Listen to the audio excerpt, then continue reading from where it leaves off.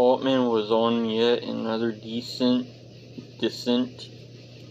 this time with a researcher by the name of Torquato, someone from Markov's inner circle. He had with him a simple black box, homemade with a single knob on it and a needle readout. The technology was old enough that it could have been made in the 20th century. As they descended, Altman tried to make idle conversation to pass the time. "You what?" he asked. "Some kind of scientist?" Torquato shrugged. "You could call it that," he said. "Geophysics?" asked Altman. "Geology? Volcanology?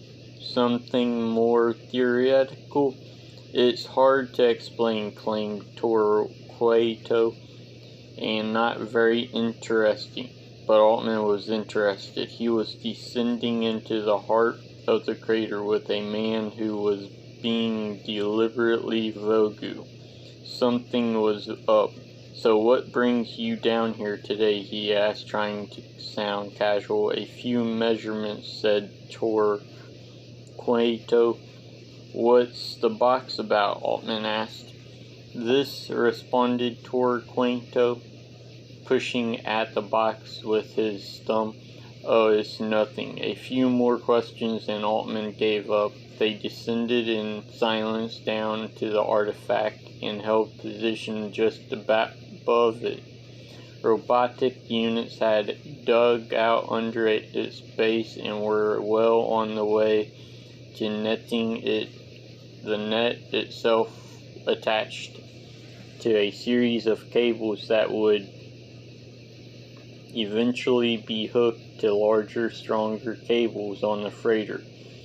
The artifact would be reeled in with the help of the nascent field of kinetic technology. It was to be secured and then brought through the water doors into the floating compound.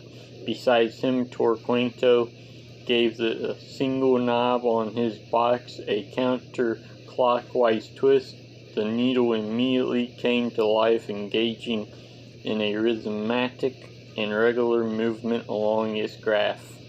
Torquato grunted, jotted something on his hollow pad. "What is it?" asked Altman. Said Torquato.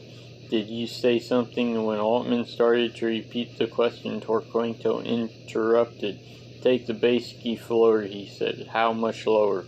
"Halfway between the top of the object and its base," he said. Carefully, Altman nudged it down. The black box's needle, he saw, continue to bounce, but its rhythm was changed. "That's good," said Torquato. "Now can you slowly circle around, staying just at this level?" "I can try," said Altman. He started moving the base skiff slowly around the monolith, casting glances from time to time at the box. When Torquato noticed him looking, he cast him a withering look, and from then on shielded the readout with its hand. "You're here to drive," he said. "Nothing more."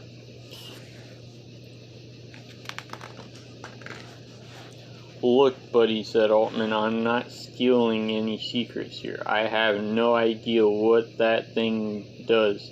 I'm just trying to pass the time." Torquato didn't bother to answer. Exasperated, Altman turned away, focusing on trying to bring the base skiff within a few meters of the monolith without touching it. When he looked back, Torquato was still covering the readout with his hand. "Asshole," he thought. Torquato's turn was different from that of the others, much more abrupt, little if any warning. One moment he was sitting there shielding the black box's needle display with his hand, and the next he had attacked. Now he'd undone the restraint on his leg. Altman hadn't been able to figure out at the time, though later he discovered it had been cut, whether by Torquato or someone else. He never could be certain. In a flash, Torquato was free, and that was all that mattered. Altman tried to get the tranquilizer gun out and fire a dart, but Torquato had been too quick, and when he reached for it, he found the holster empty, the pistol aimed at him instead. He dived to the side, but the pistol had already fired, and there it was, the dart sticking out of his arm. He reached down and with effort plucked it out. His tongue already felt thick in his mouth. Torquato was talking to him. He suddenly realized, though, he was a little less clear on what he was saying. He blinked, and Torquato blurred out of focus, only slowly coming back in again.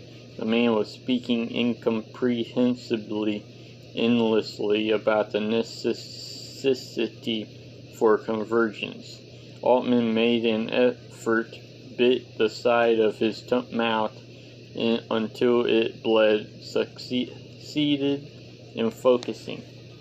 "You've been here again and again, just beside it," he said to Altman, stroking his cheek. "Yet you have felt nothing. Don't you hear it calling it to you? Won't you answer?" When he regained consciousness, it was find himself pressed up against the observation porthole, the base keep pushing up against the back artifact with the motor still running until it was tilted on end. There were repeated banging noises coming from somewhere, punctuated by long moments of silence. It stuck. He heard Torquato's voice mutter, and then, I'm trying. Trying to what?" Altman wondered. The banging started again. Altman slowly pulled himself up, standing on the porthole.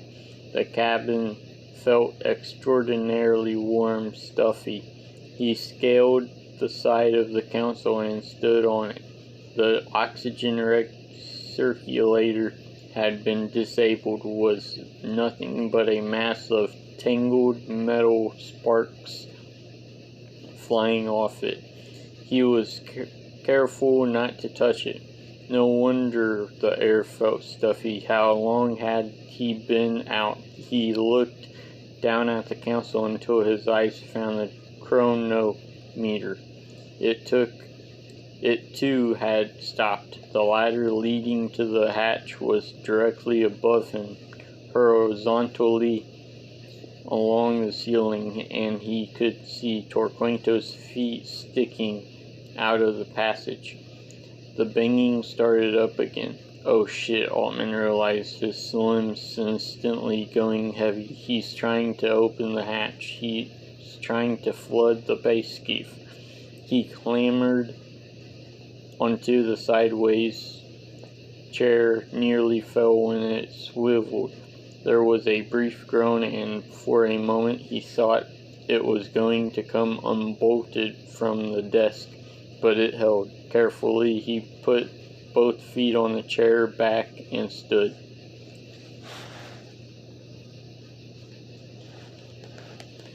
From there, he could almost reach the fixed metal ladder. He steadied himself, reached as far as he could, but his fingers just grazed it.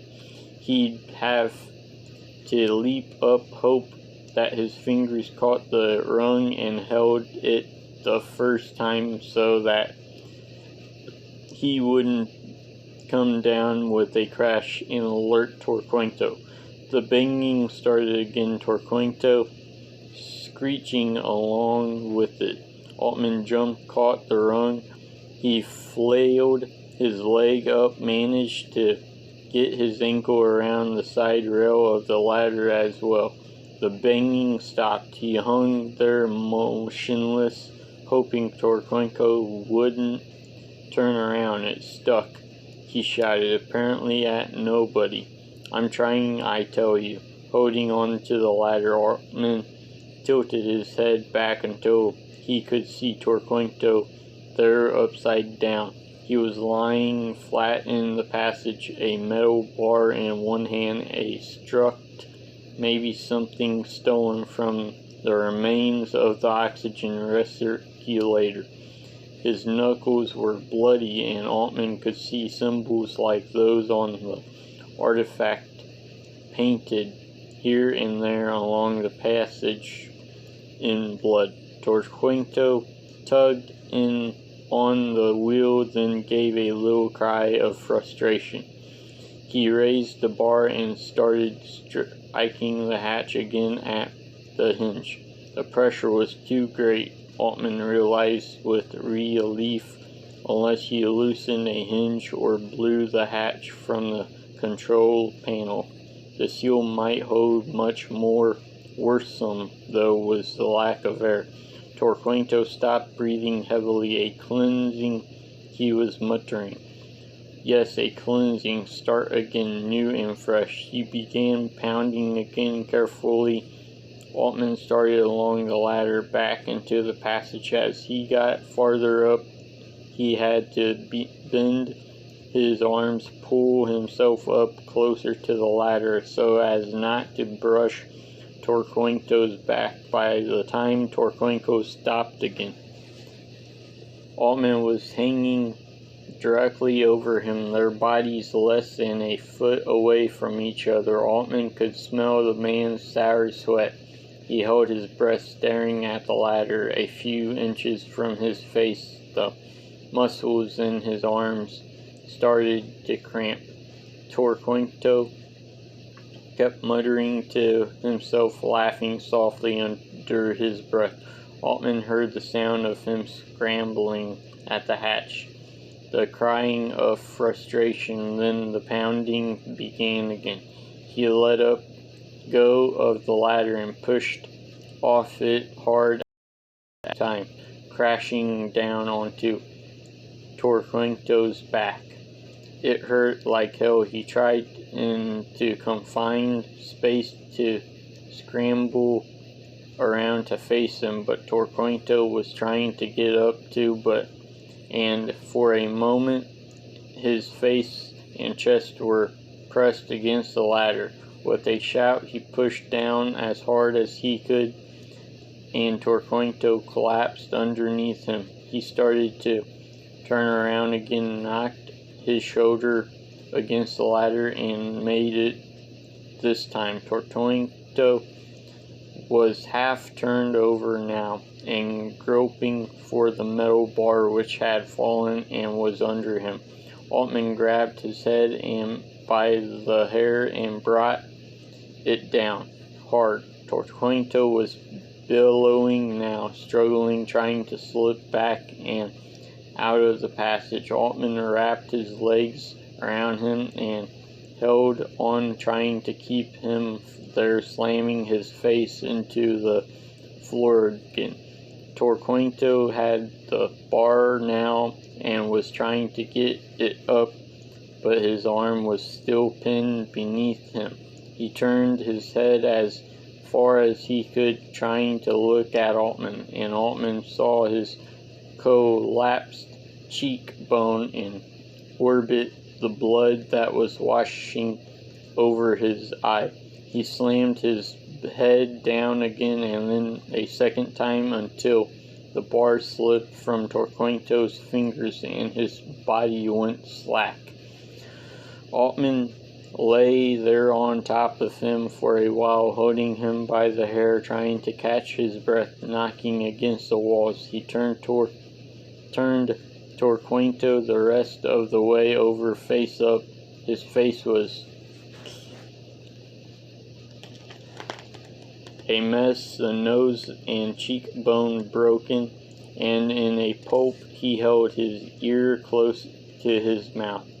His breathing was shallow, but it was still there. Now what, thought Altman, what did I do with him? He could tie him up as he had done with Hendrik, but there was always the chance he would break free. And there was a the bigger problem, the lack of oxygen. With the oxygen recirculator broken, he probably didn't have enough air to make it to the surface for one person, let alone two. Am I a killer? Altman wondered. Am I the kind of person who is willing to kill someone so as to stay alive himself? He ran it through his mind again, considered other alternatives, but couldn't come up with anything. It was either Torquato or him. Torquato, he told himself, would have died anyway if he'd gotten his way and managed to open the hatch. So the choice was either both of them dead or just one of them dead. He looked at the bloody face below him. He'd done that. Maybe he'd had no choice, but in any case, he'd done it, was responsible for it, and was about to be, he realized, responsible for more. He reached out and put his hands around Torquato's throat. It was sticky with blood. He let his hands lie there, then very gently began to squeeze. At first he thought it would be easy, that Torquato would simply slip from unconsciousness to death without walking, but after a moment, Torquato's eyes suddenly sprang open. Altman squeezed harder. Torquato's arms began to flail and shake, striking Altman's shoulder and arms. He arched his back, knocking Altman into the wall of the passage, but Altman held on, squeezing tighter. In the last moment before he died, a light came into Torquato's undamaged eye that Altman couldn't help but see. Human pleading.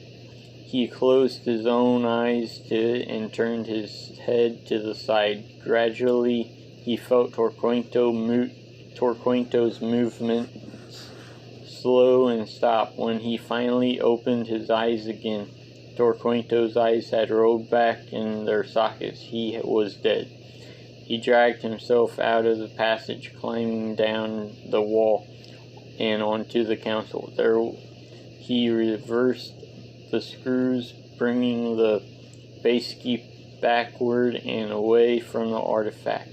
It slowly righted itself, Torquato's body spilling out of the hatch passage and onto the floor. Altman climbed off the console and to the chair to start the base keep rising. The lead pellet released was jammed the panel all around it, scared from where Torquato had dented it. The craft started to rise, pellets slowly dribbling out, but not as fast as he'd hoped. Chances were he reached a certain water density and then the craft would stop moving entirely and he'd hang there suspended, slowly dying. He recorded an SOS message and then sent it to Loop and broadcast, asking them to come for the base keep to make it rise as quickly as possible. Whether they'd get the message soon enough, he didn't know. He recorded another message for Ada, telling her he loved her and that he was sorry just in case he didn't make it. It was getting very warm. He wasn't getting enough air. He wondered if the best thing was to go to sleep. He used less air that way. He contemplated getting down on the floor of the submarine, thinking the air might be better down there, but he just stayed slumped in his chair, staring at Torquato's remains. And then suddenly he saw Torquato's hand move. Impossible, he thought. He's dead. He swiveled his chair around so that he could see him better, watching carefully. No, he was dead. He wasn't moving. How could he? and then the hand moved again. "Hello, Altman," Torquato said. "Go back to being dead," Altman said to him. "It's not as easy as that," said Torquato. "I need you to understand something first." "Understand what?" This, said Torquato, and leaped forward. Torquato flew up on him, choking him. He tried to pry his hands off, but they were digging too firmly into his neck. He latched his own hands onto Torquato's neck, squeezing with all he had. Then he blacked out. He came conscious to find his hands around the neck of a corpse.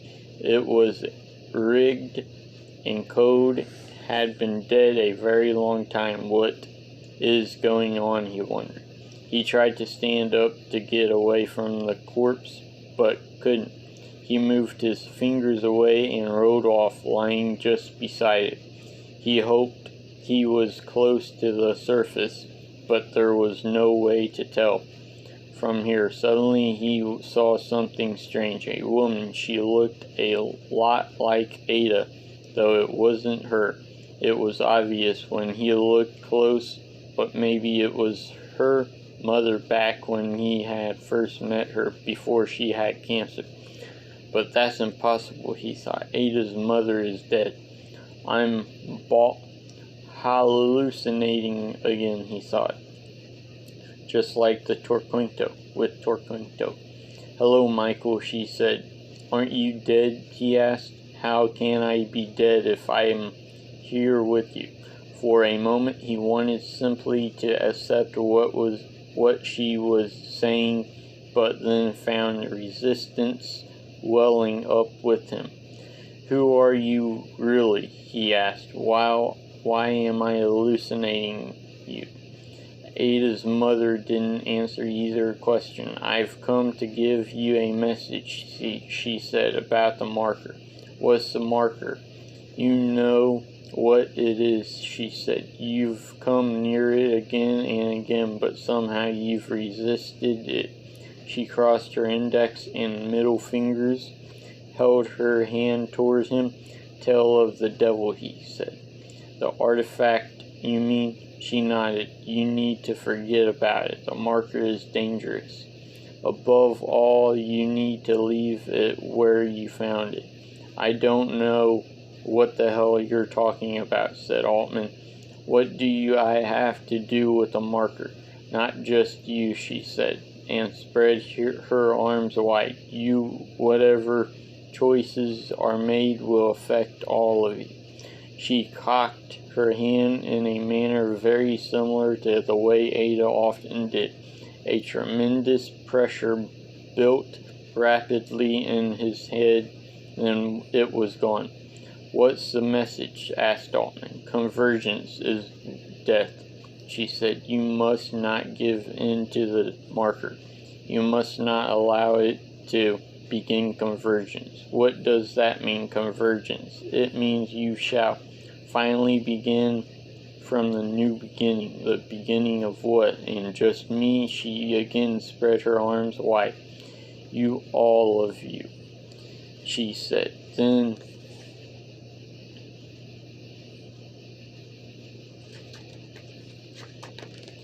for a moment she seemed almost exactly like Ada in a way that he found very disturbing. "I love you, Michael," Ada's mother said. "I'm counting on you. Please help me stop it. Please don't fail." And then as quickly as she had appeared, she was gone. He tried to get up again, fell back. The world around him was growing dark as if seen through a black veil. Slowly it grew darker still, and then suddenly it was gone.